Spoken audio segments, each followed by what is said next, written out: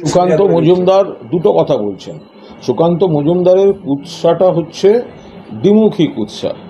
একটা হচ্ছে ভিন রাজ্য থেকে এখানে এসে ভোট দিয়েছে, নজির নেই। আরে নজির নেই বলেই তো বলা হচ্ছে নতুন মডেল তৈরি করছে। যেটা মহারাষ্ট্র হয়েছে, যেটা দিল্লিতে হয়েছে, সেটা বাংলায় এসে ধরা পড়ে গেছে। তো কীভাবে এটা হতে পারে? অন্য রাজ্যের ভোটার এ রাজ্যের ভোটার লিস্টে নাম উঠছে, অর্থাৎ এ রাজ্যের ভোটার তাদের উপর ভরসা না রেখে ওখান থেকে জল মিশিয়ে কেন্দ্রের নির্বাচন কমিশন আর কেন্দ্রীয় এজেন্সিকে দিয়ে উইদাউট এনি ভেরিফিকেশন অনলাইনে এই কারচুপিটা করা হয়েছে। তো আমরা তো বলছি এটা প্রথমবার হচ্ছে, তো ফলে নজির নেই বলে নাচলে হবে? মমতা বন্দ্যোপাধ্যায় তো পরিষ্কার বলেছেন এটা এই প্রথম হচ্ছে, এবং ইলেকশন কমিশন এই অভিযোগে মান্যতাও দিয়েছে। তারা বলেছে হ্যাঁ এই ধরনের ঘটনা ঘটেছে। আমরা বলেছি কীভাবে ঘটেছে সেটা আপনারা বলছেন না কেন? দুই, সুকান্ত মজুমদার বলছেন বাংলাদেশ থেকে অমুক এসে ভোট দিচ্ছে। আসছে কি করে?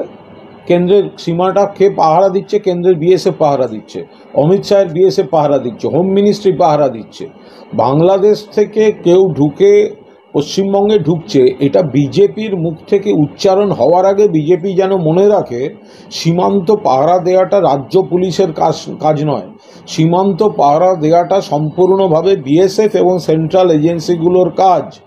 ফলে বাংলাদেশ সীমান্ত নিয়ে কিছু বলার আগে মনে রাখবেন থুতু ওপরে ছুঁড়লে নিজের মুখে পড়ে মিস্টার সুকান্ত মজুমদার।